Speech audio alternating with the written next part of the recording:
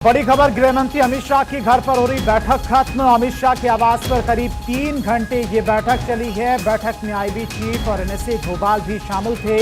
केंद्रीय गृह सचिव गोविंद मोहन भी बैठक में शामिल थे। करीब 3 घंटे तक ये बैठक चली है। काफी अहम ये बैठक मानी जा रही है कि किस तरह से देश के अंदर पनप रहे आतंकवादियों को खत्म किया जाए, इनके नेक्सस को तोड़ा जाए, उसको लेकर कैसी रणनीति बनाई जाए, इसको लेकर मंथन किया गया है। करीब 3 घंटे तक गृहमंत्री के आवास पर यह बैठक चली है। बैठक में आईबी चीफ भी मौजूद थे, एनएसए अजीत डोभाल भी मौजूद थे और इसके अलावा केंद्रीय गृह सचिव गोविंद मोहन भी बैठक में शामिल थे। तो काफी अहम ये बैठक मानी जा रही है।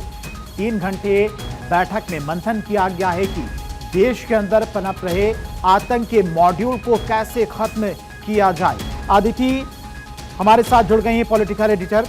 अदिति, 3 घंटे तक ये बैठक चली है और बैठक इसलिए भी अहम मानी जा रही क्योंकि इस बार का जो अटैक था, इस बार का जो आतंकी हमला था, वो आतंकी हमला करने वाले देश के ही पढ़े लिखे लोग थे, पढ़ा लिखा तबका था जिनका ब्रेन वॉश किया गया। अब इस आतंकवाद से किस तरह से निपटा जाना है, माना जा रहा है कि इस बैठक में यही मंथन किया गया है 3 घंटे तक।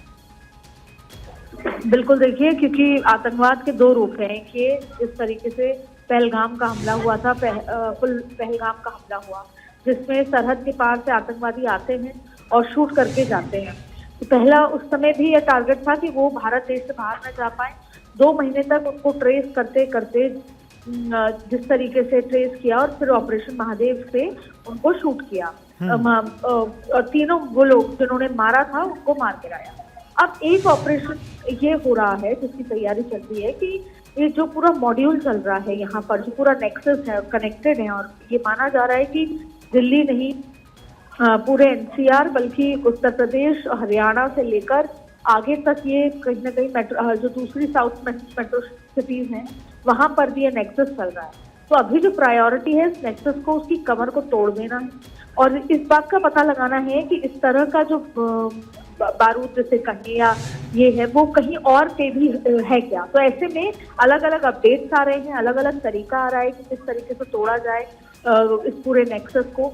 और जैसे पढ़े लिखे की बात है, वो तमाम कॉलेजेस जो संदिग्ध हैं या तमाम जो ऐसे प्रोफेशनल जहाँ पर कहीं ना कहीं कोई ऐसा कनेक्ट, तो बेसिकली उस कनेक्ट को उजागर करने की कोशिश की जा रही है कि सभी लोगों से कौन कौन कहाँ जुड़ा हुआ था, टेलीग्राम में कौन कौन से व्हाट्सएप ग्रुप से कौन कौन मेंबर्स जुड़े हुए थे। तो इसी की पूरी पूछताछ चल रही है। माना यही जा रहा है कि खुफिया एजेंसी के पास बहुत चौंकाने वाले अपडेट्स और खुलासे हुए हैं, लेकिन इस बैठक के बाद संभवतः प्रेस कॉन्फ्रेंस करके एक दिन बताया जा सकता है।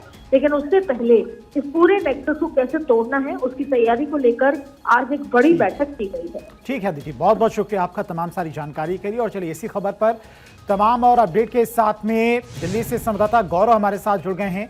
गौरव, करीब 3 घंटे तक ये बैठक चली है, बैठक में क्या कुछ रहा, कौन कौन बैठक में शामिल था?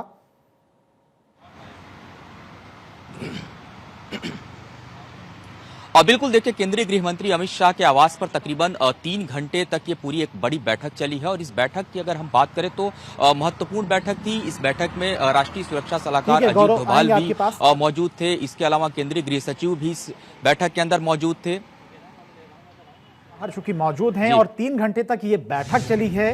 बैठक इसलिए भी अहम मानी जा रही क्योंकि जिस तरह से लगातार एक नए तरीके से दिल्ली में ब्लास्ट किया गया, ये आतंक का जो मॉड्यूल है उसे किस तरह से तोड़ा जाए, इसके नेक्सस को किस तरह से तोड़ा जाए, इसको लेकर आज की बैठक में मंथन किया गया है।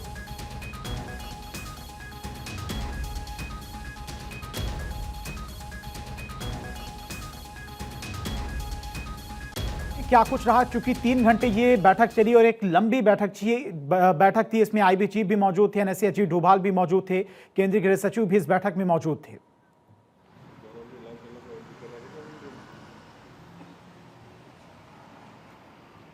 बिल्कुल देखिए, करीब 3 घंटे की ये बैठक चली है और जाहिर सी बात है जिस तरीके से आतंकवाद को लेकर के केंद्रीय गृह मंत्री अमित शाह का एक बयान भी निकल के आया था। उन्होंने मेसाड़ा में इस बात को कहा था कि जो ये दिल्ली के अंदर बम ब्लास्ट हुआ है, आतंकियों को उस तरीके की सजा दी जाएगी कि वो याद रखेंगे और भारत इसको कैसे करेगा, इसको लेकर के एक बड़ी रणनीति जो है जरूर यहाँ पे बनाई गई। और अगर बात करें केंद्रीय गृह मंत्री अमित शाह के आवास पर करीब 3 घंटे ये बैठक चली है और आप इस बैठक से ठीक पहले अमित शाह के बयान को भी कोट करिए तो उन्होंने साफ तौर पे जो बयान दिया है, ये आतंकियों की कमर तोड़ देने वाली बैठक कही जाएगी, क्योंकि उसमें इसी तरीके की रणनीति है। उस रणनीति को लेकर के यहाँ पे चर्चा की गई है। अब तक जिस तरीके से दिल्ली बम ब्लास्ट में जो एक्शन हुए हैं, किस तरीके से जो टीमें हैं उसमें इन्वेस्टिगेट कर रही हैं, एनआईए इस पूरे मामले की जांच कर रही है, तो जाहिर सी बात है। और राष्ट्रीय सुरक्षा के हिसाब से भी अगर हम इसको देखें तो इस भारत इसको किस तरीके से लेकर के आगे बढ़ने वाला, क्योंकि आतंकवाद की समस्या एक वैश्विक समस्या है और भारत हमेशा आतंकवाद के खिलाफ मुखर होकर बोलता है। विश्व के तमाम बड़े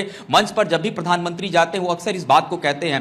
भारत की क्या रणनीति होगी, क्योंकि ये हमला दिल्ली के अंदर हुआ, एक तरीके से हम कहें ये जो अटैक, बड़ा अटैक करने की कोशिश थी और इस अटैक को किस तरीके से हमारी सुरक्षा एजेंसियों ने विफल कर दिया, हम ये कह सकते हैं। और एक के बाद एक जिस तरीके से एक नए नए मॉड्यूल का यहां पर खुलासा हो रहा है, जो भांडाफोड़ हो रहा है, उससे साफ लगता है कि ये प्लानिंग बहुत लंबे समय से चल रही थी। तो केंद्रीय गृह मंत्री अमित शाह के आवास पर जो बैठक है, यानी कि ये जो आतंकी साजिश थी, ये नए तरीके से की जा रही थी और पढ़े लिखे लोग इस साजिश में शामिल हो रहे थे और इस नेक्सस को कैसे तोड़ा जाए, इसको लेकर ये आज की बैठक में मंथन किया गया होगा आईबी चीफ के साथ में, एनएसए के साथ में भी।